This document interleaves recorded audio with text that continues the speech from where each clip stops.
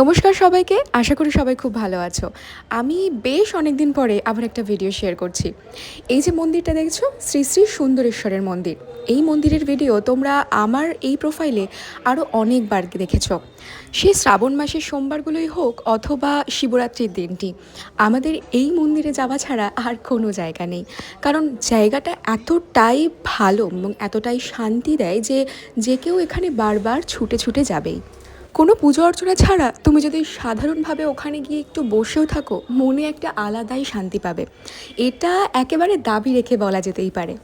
মন্দিরের শোভা বলো অথবা ঠাকুরের সাজসজ্জা অথবা চারপাশের পরিবেশ, সমস্ত কিছুই তোমাকে যেন একটা আলাদাই শান্তি দেবে।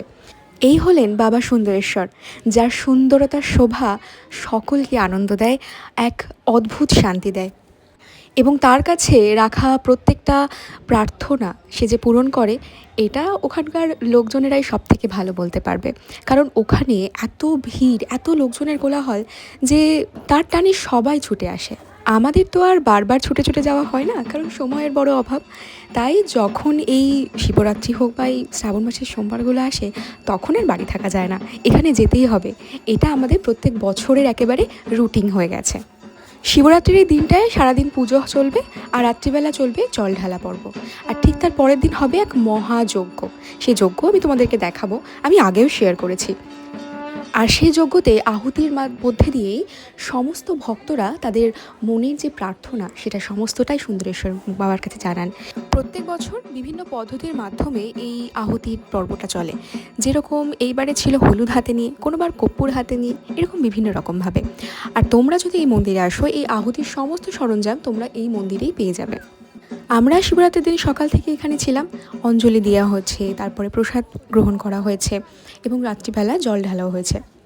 এবং শুধু আমরা নই, আমাদের মতো আরও বহু ভক্তরা এখানে সকাল থেকেই উপস্থিত ছিলেন। মহাযজ্ঞ শেষে এখানে হয় প্রসাদ বিতরণ।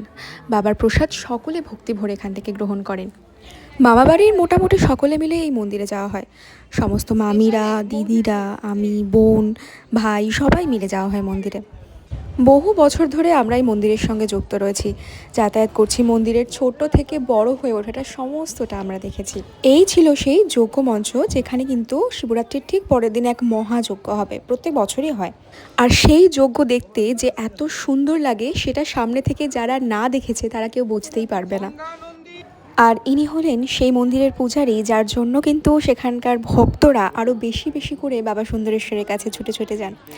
এনার কথাগুলো শুনতে এতটাই ভালো লাগে যে তোমরা যদি না শুনে থাকো, তোমরা কিন্তু একদম বুঝতে পারবে না।